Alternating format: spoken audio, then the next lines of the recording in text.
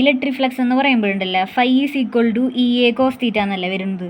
അപ്പോൾ അതിൻ്റെ ഇ എന്ന് പറയുന്നത് ഇലക്ട്രിക് ഫീൽഡിൻ്റെ വെക്ടർ, അത് കഴിഞ്ഞിട്ട് എ എന്ന് പറയുന്നില്ലേ അത് ഏരിയ വെക്ടർ എന്ന് പറയുന്നത് അത് എപ്പോഴും സർഫസിന് എന്താ പെർപെൻഡിക്കുലർ ആവും. ഈ ടാബ് എന്നുള്ളതൊരു സർഫസ് ആയിട്ട് കൺസിഡർ ആക്കണം കേട്ടോ. അപ്പോൾ അതിന് പെർപെൻഡിക്കുലർ എന്ന് പറയുമ്പോൾ ഏരിയ വെക്ടർ എന്ന് പറയുന്നത് എപ്പോഴും പെർപെൻഡിക്കുലർ ആയിട്ടാവും വരുന്നുണ്ടാവുക. അത് നോക്കാം. അപ്പോൾ അതിൽ ആദ്യത്തെ കേസ് നോക്കാം. ആദ്യത്തെ കേസ് എന്ന് പറയുമ്പോൾ മാക്സിമം ഫ്ലക്സ് വരുന്ന കേസാണ്. അപ്പോൾ മാക്സിമം ഫ്ലക്സ് വരണമെന്നുണ്ടെങ്കിൽ എന്ത് വേണം? ഈ പച്ച പേന ഉണ്ടല്ലോ, പച്ച പേന നമ്മൾ ഇലക്ട്രിക് ഫീൽഡ് ആയിട്ട് എടുക്കണം. ഇലക്ട്രിക് ഫീൽഡ് പച്ച പേന ഇത് ഇലക്ട്രിക് ഫീൽഡാണ്. ഏരിയ വെക്ടർ എന്ന് പറയുന്നത് എന്തായാലും എന്തായിരിക്കും പെർപെൻഡിക്കുലർ ആയിട്ടല്ലേ വരുന്നുണ്ടാവുക. അപ്പോൾ ഈ രണ്ടെണ്ണം ഇരിക്കുമ്പോൾ അതിൻ്റെ ഇടയിലുള്ള ആംഗിൾ എന്ന് പറയുമ്പോൾ എന്താ വരിക? 0 അല്ലേ. ഇങ്ങനെയാണ് ആംഗിൾ എന്നുണ്ടെങ്കിൽ അത് എന്താ വരേണ്ടത്? 90. ഇതിപ്പോൾ ഇത് രണ്ടും ഒരുപോലെയല്ല നിൽക്കുന്നത്. അപ്പോൾ അതിൻ്റെ ആംഗിൾ എത്രയാണ് വരുന്നത്? ആംഗിൾ 90 അല്ല, ആംഗിൾ 0 ആണ് വരുന്നത്. അപ്പോൾ കോസ് 0 എന്ന് പറയുമ്പോൾ കോസ് 0 1 അല്ലേ വരുന്നത്. അപ്പോൾ ഇ എ എന്ന് പറഞ്ഞ വാല്യൂ കിട്ടും. ഇ എ കോസ് തീറ്റ എന്നല്ലേ വരണ്ടേ. അപ്പോൾ അത് അതിന് മാക്സിമം വാല്യൂ കിട്ടി.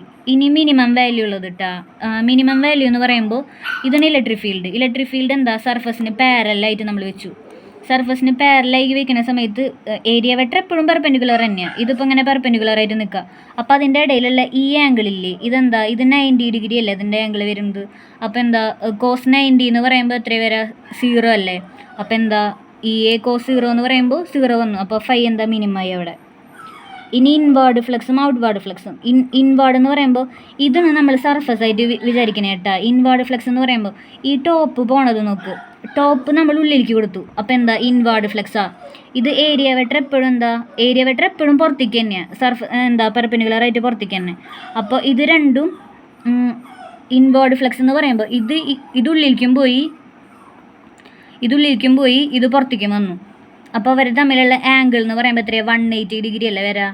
ഒരെണ്ണം ഉള്ളിലേക്കും ഒരെണ്ണം മുകളിലേക്കും ആകുമ്പോൾ ഒരെണ്ണത്തിൻ്റെ മുകളിൽ ഇത് നിൽക്കണം എന്നുള്ള ഫോമിൽ എടുക്കണം. അപ്പോൾ അതിൻ്റെ ആംഗിൾ എത്രയായിരിക്കും? 180 ആവും. അപ്പോൾ കോസ് 180 എന്ന് പറയുന്നത് -1 അല്ലേ. അപ്പോൾ അതെന്ത് വരും? അതിൻ്റെ ഫ്ലക്സ് എന്ന് പറയുന്നത് -ഇ എ എന്ന് വരും. ഇനി അടുത്തത് ഔട്ട്വേർഡ് ഫ്ലക്സ് ഉണ്ട്. ഔട്ട്വേർഡ് ഫ്ലക്സ് എന്ന് പറയുമ്പോൾ ഈ സർഫസിൽ നിന്ന് ഈ പേനയുടെ മുടി ഉണ്ട്, ഇത് മുകളിലേക്ക് ആട്ടാണ് വെച്ചിരിക്കുന്നത്.